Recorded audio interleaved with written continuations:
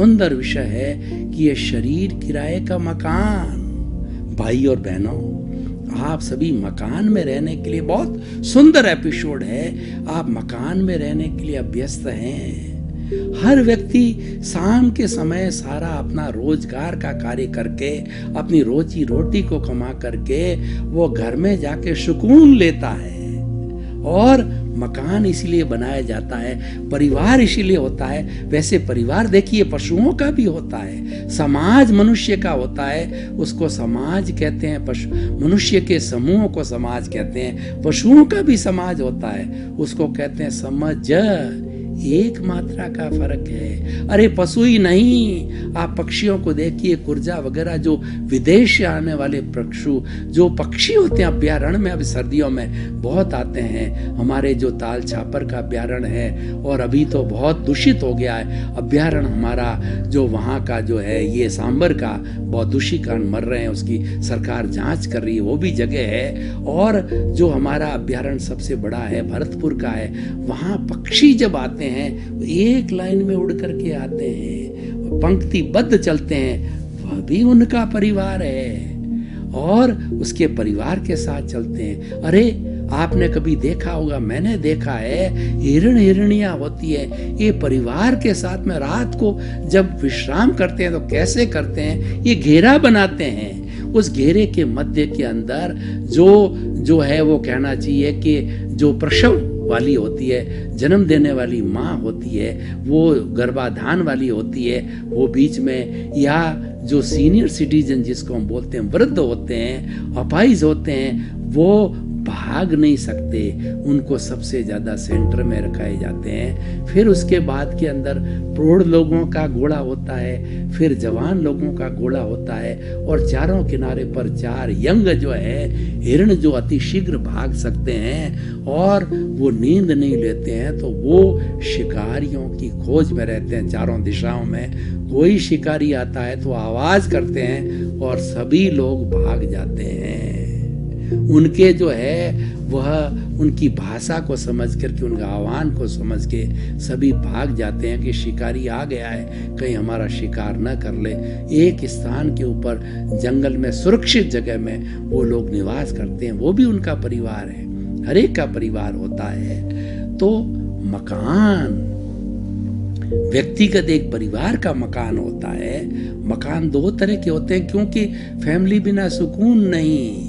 वो 10 से 5 का काम करने के बाद में वो जब 10 बजे कोई भी अपने ड्यूटी पे आता है, चाहे व्यापारी है, चाहे लेखक है, चाहे जो है नेता है, चाहे भारत का राष्ट्रपति है या प्रधानमंत्री है, शाम को जब घर जाता है तो अपने मकान में फैमिली के साथ में रहता है। 10 to 5 की ड्यूटी के बाद में फैमिली के पास रहता है। तो वो देखिए 6 बजे 7 बजे घर पहुंचता है, तो 7 बजे से लगा के सुबह 9 बजे तक, 9 बजे घर चलता है, तो कितने घंटे हो गए?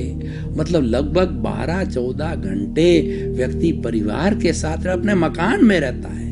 वह मकान में अपनी सुरक्षा महसूस करता है। अब मकान दो तरह के होते हैं, स्वयं का मकान और किराए का मकान। देखिए, किराए का मकान होता है वो अपने मनोनुकूल नहीं होता है, और उसमें आप तोड़ फोड़ मन के अनुसार करा भी नहीं सकते, क्योंकि उसका मालिक अलग होता है। और किराए का मकान एक मजबूरी है, क्योंकि हमारे पास इतना पैसा नहीं है कि परिवार के लिए हम स्वयं का मकान परचेज कर लें। और जब पैसा होता है तो हम स्वयं का मकान कॉलोनी में चले जाते हैं या खुद का बनाते हैं, यूआईटी की जो प्लॉट है उसमें बनाते हैं, और हम समूह के बीच के अंदर हम कॉलोनी में निवास करते हैं। वो सारा हमारा समाज बन जाता है। तो हम मकान की बात कर रहे हैं। किराए का मकान बार बार बदलना पड़ता है। किराएदार कहता है कि मेरे परिवार के सदस्य आपको खाली करना पड़ेगा, और अच्छा इंसान होता है तो वो तो खाली करता। कुछ दुर्जन लोग होते हैं, वो लोग जो है अपनी फाड़ी डाल देते हैं, आपको अधिकार नहीं है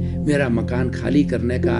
और ऐसे दुर्जन लोगों से लिखा पड़ी तो हो जाती है, फिर भी वो कोर्ट में खींच लेते हैं, क्योंकि वो दुर्जन का काम दुर्जनता है। सज्जन तो कहता भाई साहब आपका एग्रीमेंट है तो भी आपका परिवार आ रहा है, तो मैं खाली महीना भर, पहले 11 महीने का एग्रीमेंट है, मैं 10 महीने में खाली कर देता हूँ। लेकिन दुर्जन होता है वो घसीट लेता है, कोई न कोई जो है प्रभावशाली, जो वकीलों के चक्कर में डाल के बेचारे मालिक को जो है वो कोर्ट में घसीट लेता है। दुर्जन का काम दुर्जनता है, सज्जन का काम सज्जनता है। देखिए कि हम आपको बतावें परिभाषा कि एक जो है आम का, एक जो है वो नीम का पेड़ है, नीम को 100 घड़ों से सींच लो फिर भी उसकी कड़वाहट नहीं जाती है। हम वो दुर्जन की नहीं एक परिभाषा देता हूँ, वो बेचारा दुर्जन नहीं है, उसकी पत्ती बहुत काम की है लेकिन स्वभाव नहीं बदलता है।